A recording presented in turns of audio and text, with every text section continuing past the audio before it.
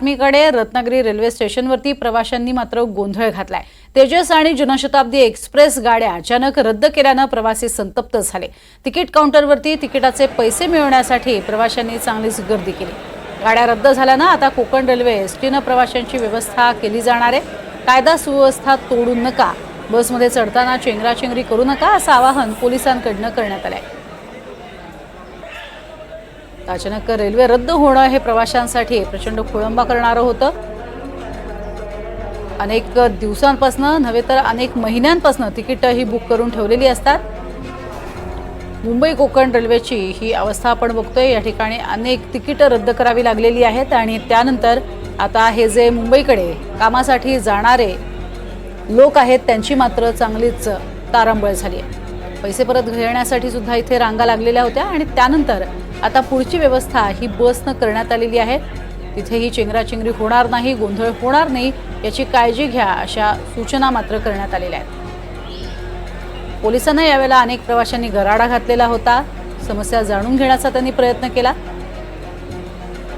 तो लोक इतके मोठ्या संख्येने इथे जमलेले आहेत। अनेक जण हे पैसे परत घेण्यासाठी इथे जमलेले आहेत।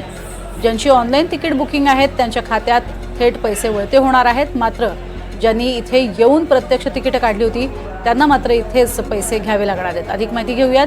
राकेश गुडेकर आमचे प्रतिनिधी आपल्या सोबत आहेत। राकेश, प्रचंड गर्दी रत्नागिरी रेल्वे स्थानकावरती पाहायला मिळतेय। काय वेगळी पर्यायी व्यवस्था आहे आणि त्याचा किती फायदा होतोय? प्रज्ञा, कालपासून रत्नागिरी रेल्वे स्थानकावरती तेजस आणि जनशताब्दी एक्सप्रेस थांबून आहेत। जवळपास 15 तास उलटून गेलेले आहेत। प्रवासी या ट्रेनमध्येच अडकलेले होते, पण आज ह्या ट्रेन रद्द केल्याची माहिती प्रवाशांना देण्यात आली आणि त्यामुळे एकच गर्दी प्रवाशांनी तिकीट काउंटरवर केली। तिकिटाचे पैसे मिळवण्यासाठी ही गर्दी केली, त्यामुळे मोठ्या प्रमाणात तिकीट काउंटरवर गर्दी झालेली आहे। प्रवाशांचा गोंधळ देखील या ठिकाणी असलेला आपल्याला पाहायला मिळतोय। त्यासाठी पोलीस यंत्रणा देखील या ठिकाणी पाचारण करण्यात आलेले आहे। स्वतः पोलीस निरीक्षक देखील या ठिकाणी दाखल झाले होते आणि त्यांनी प्रवाशांना याबाबत आवाहन केलेलं आहे। कोणी गर्दी करू नये, कोणी बसमध्ये चढण्याचा देखील प्रयत्न करू नये, आधी महिलांना प्राधान्य दिले जाईल असं सांगितलं गेले। सध्या कोकण रेल्वेकडून जी माहिती सांगण्यात आलेली आहे त्यानुसार ज्या रेल्वे गाड्या रेल्वे स्थानकांमध्ये थांबून आहेत त्या रद्द करण्याचा निर्णय होत आहे आणि या प्रवाशांची पर्यायी व्यवस्था करण्यात येणार आहे।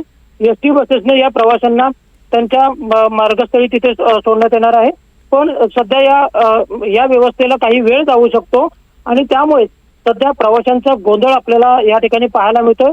अशातच रत्नागिरी रेल्वे स्थानकावरती एका प्रवाशाला चक्कर देखील आलेली आपल्याला पाहायला मिळाली। एका प्रवाशाला चक्कर आली आणि त्यामुळे पोलिसांनी तसेच रेल्वे प्रशासनाकडून या प्रवाशासाठी लगेचच अँब्युलन्सची व्यवस्था करण्यात आली आणि रुग्णालयात नेण्यात आलेली आहे। मात्र एकूणच जर प्रश्न आपण पाहायला गेलो तर सध्या ट्रेन रद्द करण्यात आल्यामुळे प्रवाशांचा एकच गोंधळ असलेला आपल्याला पाहायला मिळतोय।